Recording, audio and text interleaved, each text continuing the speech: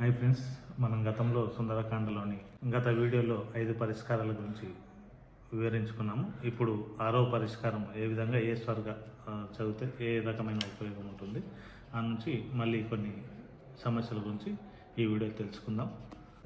సుందరకాండలోని సర్గాలు చాలా లెంతీగా ఉన్నాయి. మరి నేను చదివి చెప్పడం వల్ల వీడియో ఇంకా లెంతీ అవుతుంది కాబట్టి వాటిని ఈ స్క్రీన్ పైన స్క్రోల్ అవుతుంది, వాటిని చూసి మీరు పారాయణం చేస్తారు. సుందరకాండలోని ఏ స్వర్గ పారాయణం చేస్తే ఏ విధమైనటువంటి ఆపదలు తొలుగుతావో అవి వాటి గురించి గత వీడియోలో 5 సమస్యల గురించి పరిష్కారం చేసుకున్నాము. ఇప్పుడు 6వ సమస్య కాడ నుంచి ఏ స్వర్గ చదివితే ఏ విధంగా 7, 8, 9 ఈ విధంగా చదువుకుంటే ఏ స్వర్గాలు చదివితే పరిష్కారం అవుతావో అవి తెలుసుకుందాం ఈ వీడియోలో. ఈ వీడియో మీకు నచ్చినట్లయితే లైక్ చేయండి, షేర్ చేయండి, సబ్స్క్రైబ్ చేయండి.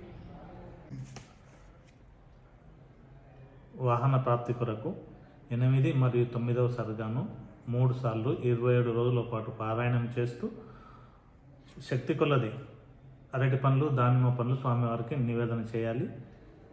ఈ 8, 9వ సర్గాను ఈ స్క్రీన్ పైన కనపడుతుంది, దీన్ని చూస్తూ పారాయణం చేసుకోవచ్చు.